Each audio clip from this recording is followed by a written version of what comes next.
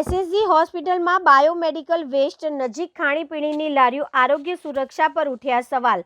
મહાશિવરાત્રી પર્વને ધ્યાનમાં રાખીને શહેરમાં તંત્ર દ્વારા વિવિધ વ્યવસ્થાઓ કરવામાં આવી રહી છે।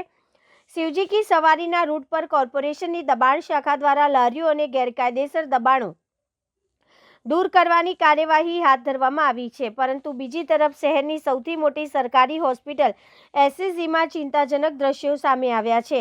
મળતી માહિતી મુજબ હોસ્પિટલ પરિસરમાં જ્યાં બાયોમેડિકલ વેસ્ટ એકત્રિત અને નિકાલ માટે રાખવામાં આવે છે, તેની આસપાસ જ ખાણીપીણીની લારીઓ ઊભી જોવા મળી હતી। હોસ્પિટલની બહાર તેમજ પરિસરમાં ચારે બાજુ ખાણીપીણીના ગલ્લાઓ ઊભા હોવાના કારણે જંતુજન્ય ચેપ ફેલાવાનો ભય વ્યક્ત કરવામાં આવી રહ્યો છે।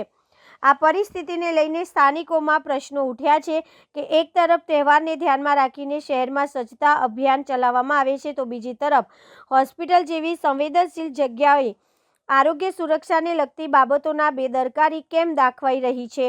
હોસ્પિટલ પરિસરમાં બાયોમેડિકલ વેસ્ટની આસપાસ ખાણીપીણીની લારીઓ ઊભી રહેવા અંગે તંત્ર દ્વારા તાત્કાલિક ધ્યાન આપી જરૂરી પગલાં લેવાય તેવી માંગ ઉઠી રહી છે। વડોદરા મ્યુનિસિપલ કોર્પોરેશન દ્વારા દબાણ હટાવોની કામગીરીના સંદર્ભે આ કાર્યવાહી થઈ હતી। એમાં કેટલાક લારીના માલિકોએ અમારી પ્રિમાઇસીસમાં એમની લારી છુપાવી દીધેલી એવું જણાઈ આવેલ, પરંતુ એ લોકોને અમે તાત્કાલિક અસરથી ખાલી કરાવડાવેલી છે અને હવે ફરીથી કોઈ આવી રીતે ઘૂસી ન જાય એનું અમે ચોક્કસ ધ્યાન રાખીશું।